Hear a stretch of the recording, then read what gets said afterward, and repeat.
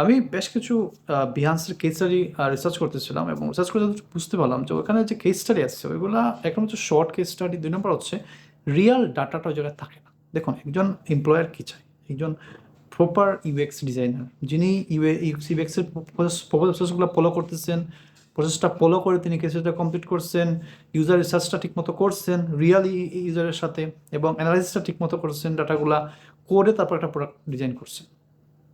So আপনার উচিত হবে, আপনি যে কনসেপ্টের উপর ভিডিও আমাদের একটা কেসারে তৈরি করতেছেন, আপনার উচিত হবে এই কনসেপ্টের উপর যে ক্যাটাগরি মানুষগুলো পড়ে, মনে করলাম যে ডিজাইনার পড়তে পারে, ডেভেলপ করতে পারে, বা কোনো বিজনেস পার্টিকুলার ক্যাটাগরি মানুষ থাকতে পারে, ওদের 5-10 জনকে আসলে আপনি সিলেক্ট করেন।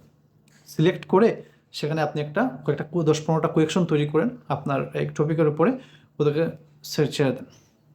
ঠিক আছে, গুগল ফর্ম ব্যবহার করে, ঠিক আছে, ছেড়ে দেন। ওরা ওদের উত্তরগুলো লিখে দেবে, 1 লাইন বা 2 লাইন যদি লিখে দেয় উত্তরগুলো, তাহলে আপনি আইডিয়া পেয়ে যাবেন যে কেস তাদের মতামতটা কী, এবং এটার উপর ডিসাইড করে যদি আপনি একটা কেস স্টাডি ডিজাইন করেন, তাহলে এটা সবচেয়ে বেশি গ্রহণযোগ্য হবে একজন এমপ্লয়ারের কাছে। সো নেক্সট টাইম যখন কেস স্টাডি করবেন, অবশ্যই ইউজার রিসার্চটা এবং ইউজার ইন্টারভিউটা প্রপারলি রুলস ফলো করে কমপ্লিট করবেন।